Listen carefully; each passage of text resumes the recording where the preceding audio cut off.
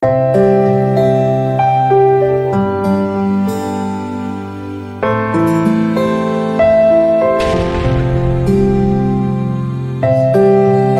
berhati-hati jika anak Anda sendirian di dalam mobil. Banyak hal tak terduga yang bisa terjadi. Seperti yang dialami oleh Kyle Plush.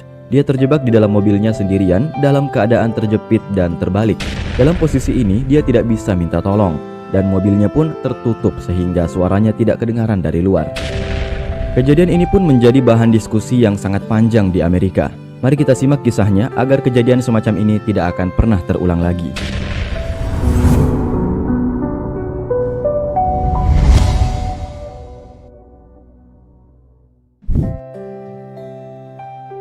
Kyle adalah seorang remaja berusia 16 tahun yang tinggal di Cincinnati, Ohio, Amerika Serikat. Dia bersekolah di Seven Hills School. Dia dikenal sebagai seorang remaja yang cerdas, berprestasi, dan penuh energi. Itu terbukti karena dia sangat aktif dalam bidang olahraga.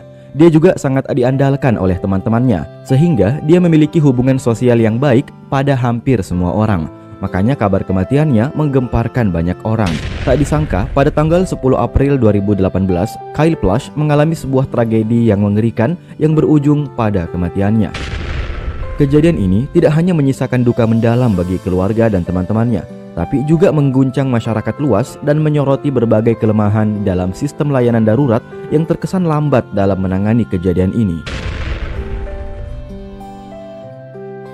Pada hari itu, dengan semangat, Kyle ingin berolahraga. Ia sudah janjian dengan temannya untuk bermain tenis. Dia pun menuju ke sekolah mengendarai mobil Honda Odyssey 2004. Sesampainya di lokasi, di dalam mobil, dia berniat untuk mengambil peralatan olahraganya yang dia taruh di bagasi belakang. Alih-alih turun dari mobil dan membuka pintu belakang, dia malah menyeberang ke belakang melalui kursi tengah mobil. Bagasi bagian belakang mobil minivan Honda Odyssey 2004 ini kan memang bisa diakses dari depan dengan cara melangkahi kursi yang ketiga. Seperti mobil pada umumnya, kursi bagian belakangnya bisa dilipat. Siapa sangka hal inilah yang menyebabkan Kyle terjebak. Saat Kyle bersandar ke kursi paling belakang untuk mengambil peralatan olahraganya, kursi itu terdorong ke belakang. Ternyata kunci pengait pada kursi terbuka. Kyle pun terjepit di antara kursi dan pintu belakang mobil. Dia mungkin bisa mendorong tubuhnya ke belakang, namun sayang, dorongan itu tidak cukup jauh untuk bisa membebaskan tubuhnya yang terjepit. Dengan kondisi kepala di bawah, Kyle semakin merasa tidak nyaman. Dia pun sulit bernapas karena kursi menjepit perutnya. Mau minta tolong juga tidak bisa karena dia berada dalam mobil yang tertutup. Suaranya tidak terdengar dari luar. Ingin minta bantuan lewat telepon juga sulit, sebab dia tidak bisa menjangkau ponselnya. Saat itu, iPhone-nya berada di sakunya. Sementara dia terjepit sehingga tidak bisa mengambil HP tersebut. Nah, dengan perintah suara Siri, dia menyuruh iPhone-nya untuk melakukan panggilan darurat ke 911. Tapi karena tidak bisa mendekatkan HP-nya ke telinga, Kyle tidak bisa mendengarkan suara dari operator 911. Jadinya dia hanya bisa berteriak kepada operator 911, tapi dia tidak bisa mendengarkan balasannya. Ini kayak lu nelpon orang, tapi lu nggak dengar jawaban dari orang yang lu telpon. Pada jam 3:16 sore, telepon darurat itu masuk ke pusat bantuan 911. Kurang lebih Kyle bilang begini, "Saya membutuhkan bantuan. Saya terjebak di dalam mobil van saya. Tolong kirimkan bantuan segera." Hello, Cincinnati 911. This is the address of the emergency. Tapi sayang, saat ditanya balik oleh pihak 911 tentang di mana lokasinya, Kyle tidak bisa mendengarkan suara operator, sehingga komunikasi menjadi sangat membingungkan, alias tidak responsif. Operator 911 mencoba melacak keberadaan sang penelpon alias si Kyle melalui GPS. Namun perlu diketahui bahwa pelacakan GPS ini tidak bisa akurat 100%. Pelacakan ini hanya digunakan untuk memperkecil area pencarian. Di jam 3:23, dua petugas pun dikirim ke area sekolah Seven Hills. Petugas pun mulai berpatroli di area tersebut untuk mencari mobil van yang dimaksud. 12 menit kemudian, di jam 3:35, Kyle Plush menelpon 911 untuk yang kedua kalinya. Petugas penerima panggilan bernama Amber Smith menjawab panggilan Kyle. Di panggilan yang kedua ini, Kyle mencoba memberikan deskripsi van miliknya dan lokasinya berada di mana. Tapi selama panggilan itu berlangsung, suara bising terus terdengar. Suara Kyle juga kurang jelas terdengar, sehingga penerima telepon merasa kebingungan. Sementara itu, mobil patroli masih berputar-putar, tapi belum menemukan di mana van milik Kyle. Padahal, tanpa dia sadari, jarak mobil patroli sudah sangat dekat dengan mobil Kyle. Kyle berkata dalam telepon bahwa dia tidak punya banyak waktu lagi. Dan dia sadar bahwa hanya lewat telepon inilah dia bisa mengirimkan pesan kepada orang yang dia sayangi, yaitu ibunya. Dia ngomong, "Tolong beritahu kepada ibuku bahwa aku sangat menyayanginya." Dia pun mengucapkan salam perpisahan kepada keluarganya. Don't have much time left to tell my mom that I love her if I die. This is not a joke. Sedihnya, walaupun mendapatkan telepon dari Kyle, Smith tidak menyampaikan informasi ini kepada kepala polisi Isaac. Entah karena bingung, nggak paham, atau mereka tidak yakin dengan apa yang sebenarnya terjadi. Pihak 911 yang menerima telepon sempat menduga bahwa si Kyle ini mungkin tuli karena dia tidak merespon ketika ditanya balik. Dia hanya berbicara tapi tidak menjawab lawan bicaranya. Sementara itu, Kyle mencoba bertahan dengan kondisi yang sangat menyiksa. Dia sendiri tidak tahu bagaimana respon 911. Dia juga tidak tahu apakah bantuan akan datang atau tidak. Sampai jam 3:37, petugas yang berpatroli malah berhenti mencari, kemudian kembali untuk menjalankan tugas lain. Petugas patroli menelpon balik ke kantor. Ia mengatakan, "Saya yakin itu hanya telepon iseng, atau mungkin orang yang sedang ngeprank. Kita sudahilah pencarian ini, masih banyak urusan lain yang perlu dikerjakan." Setelahnya, pihak 911 pun menyudahi telepon itu dan menganggap itu hanyalah lelucon. Nomor telepon itu pun tidak pernah dihubungi lagi. Namun di jam 3:44, seorang deputi sheriff Hamilton County yang sedang berada di sekitaran situ tergerak hatinya untuk mencari mobil van tersebut. Ia kemudian menelpon pusat komunikasi, kemudian meminta informasi tentang van tersebut kepada pihak 911. Nah, setelah mengantongi informasi, dia pun berkeliling dengan inisiatifnya sendiri. Dia sampai di sebuah tempat parkir di belakang toko barang bekas. Dia periksalah tuh mobil satu persatu. Dia melihat ada satu mobil van, tapi saat dia mengintip ke dalam, nggak ada siapa-siapa di dalam. Wah, kenapa Kyle tidak ditemukan di situ? Ya bisa jadi karena dia tidak memeriksa bagian belakang bagasi, atau memang dia memeriksa mobil van yang salah. Di sore itu, orang tua Kyle juga tidak mencari Kyle, sebab anaknya sudah meminta izin untuk pergi bertanding tenis di sekolah. Jadi orang tuanya santai aja di rumah. Singkat cerita, hingga malam tiba, Kyle tak kunjung pulang. Mulailah tuh orang tuanya merasa khawatir. Ditanyainlah kepada teman-teman Kyle. Lewat telepon, temannya Kyle bilang, "Memang tadi sore rencananya kami akan main tenis bersama, tapi Kyle tidak datang." Dengan cepat, orang tua Kyle melacak iPhone milik anaknya. Bagi yang punya iPhone mungkin lebih paham lah caranya. Saat itu, sudah hampir jam 9 malam. Orang tua Kyle segera mendatangi mobilnya dan betapa terkejutnya dia melihat anaknya dalam kondisi terjepit di dalam mobil. Tapi lebih terkejutnya lagi saat tubuh Kyle ditarik, dia sudah tidak bernyawa. Langsung tuh gempar.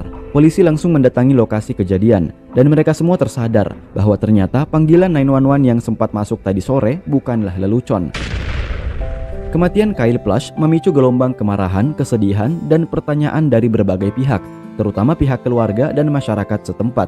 Kedua orang tua Kyle benar-benar merasa terpukul melihat anaknya yang selama 16 tahun bersama harus meninggal dengan cara yang menyesakkan. Mereka tidak hanya berduka atas kehilangan anak mereka, tetapi juga sangat marah terhadap cara layanan darurat menangani situasi ini. Keluarga merasa bahwa kematian Kyle bisa dicegah jika pihak berwenang merespon dengan lebih cepat dan efisien. Mestinya dikerahkan lebih banyak petugas untuk mencari, dan Anda harusnya turun dari mobil untuk memeriksa lebih detail. Masyarakat pun mulai mempertanyakan integritas dan efisiensi layanan darurat 911 di Cincinnati. Banyak yang berpendapat bahwa ada kegagalan sistemik yang perlu segera diperbaiki untuk mencegah kejadian serupa terulang di masa depan. Tekanan publik yang besar akhirnya memaksa pihak berwenang setempat untuk melakukan investigasi menyeluruh terhadap kejadian ini. Investigasi pun dilakukan oleh beberapa pihak, termasuk Departemen Kepolisian Cincinnati dan pemerintah kota Cincinnati. Hasil investigasi mengungkapkan ada sejumlah kelemahan dan kesalahan dalam penanganan panggilan darurat pada kasus Kyle Plush. Pertama, ditemukan bahwa sistem komunikasi antara operator 911 dan pihak kepolisian yang bertugas di lapangan tidak berjalan dengan baik. Kyle kan telah memberikan informasi yang sudah cukup tentang lokasinya dan jenis kendaraannya. Mestinya informasi ini segera disampaikan, tapi informasi itu tidak disampaikan dengan jelas kepada petugas yang sedang berpatroli di lapangan. Dan akhirnya mereka malah menganggap ini hanyalah telepon iseng. Kedua, operator 911 tidak melakukan upaya lanjutan untuk memastikan lokasi Kyle setelah panggilan pertamanya terputus. Seharusnya saat telepon darurat terputus, operator 911 harus nelpon balik untuk memastikan kejadiannya seperti apa. Tapi yang terjadi, mereka malah menunggu sampai telepon kedua masuk dari Kyle. Dan itu jeda waktunya lumayan lama. Ketiga, tim patroli yang dikirim untuk mengecek mobil tidak melakukan pencarian menyeluruh di sekitar lokasi yang dilaporkan. Bisa dilihat di sini, mobil itu hanya melintas di luar. Padahal dia sempat lewat di dekat lokasi mobil Kyle. Jika seandainya pencarian dilakukan dengan lebih teliti, kemungkinan besar Kyle masih bisa ditemukan dan diselamatkan. Keempat, ada masalah dalam teknologi yang digunakan oleh sistem layanan darurat. Sistem pelacakan lokasi panggilan darurat yang digunakan pada saat itu tidak cukup akurat untuk menentukan lokasi Kyle secara tepat, sehingga menyulitkan upaya pencarian. Ada yang berpendapat kenapa Kyle tidak menelpon orang tuanya saja, agar iPhone-nya bisa dilacak oleh keluarganya. Dan mungkin itu lebih efisien ketimbang menelpon 911. Kalau soal itu, saya kurang paham. Mungkin Kyle sudah terlalu panik. Dan tentu saat dalam kondisi darurat, yang ditelepon memang 911. Karena mereka punya akses terhadap tim penyelamat, kepolisian, dan lain-lain. Setelah investigasi dilakukan, mereka pun menyadari bahwa ada kesalahan dalam layanan darurat 911. Setelah kehilangan Kyle, keluarganya tidak tinggal diam. Mereka memutuskan untuk berjuang demi perubahan yang lebih baik dalam sistem layanan darurat. Orang tua Kyle bernama Ron dan Jill mulai aktif berbicara di berbagai forum untuk menyerukan reformasi pada sistem 911. Mereka juga mendirikan organisasi nirlaba yang bertujuan untuk meningkatkan kesadaran tentang pentingnya sistem layanan darurat yang efisien dan lebih responsif.